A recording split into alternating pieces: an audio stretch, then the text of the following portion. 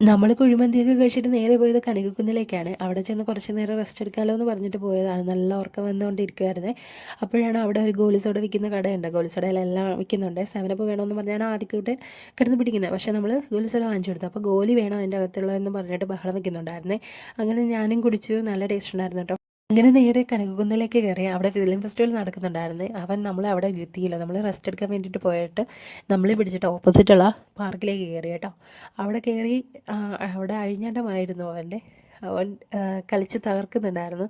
അത് കഴിഞ്ഞിട്ട് നമ്മുടെ ഓപ്പൺ ജിം ഉണ്ടായിരുന്നു. അതിലും കയറി കുറേ കഷ്ടത നടത്തി. അപ്പം നമുക്കൊരു എക്സൈറ്റ്മെൻറ്റ് തോന്നിയിട്ട് നമ്മളും കയറിയിരുന്ന് ചെയ്ത് നോക്കി കേട്ടോ. കാരണം ആദ്യമായിട്ടാണ് ഞാനിതിലൊക്കെ ചെയ്ത് നോക്കുന്നത്. കാരണം ഓപ്പൺ ജിം ഞാൻ ആദ്യമായിട്ടാണ് കാണുന്നത്. അത് കഴിഞ്ഞിട്ട് നേരെ പാർക്കിലേക്കാണ് കയറിയത്. പുതിയതായിട്ട് സ്റ്റാർട്ട് ചെയ്ത പാർക്കാണ്. അതുകൊണ്ട് തന്നെ നല്ല വൃത്തിയുണ്ടായിരുന്നു. അവിടെ വൃത്തിയാക്കാനുള്ള ആളും ഉണ്ടായിരുന്നു.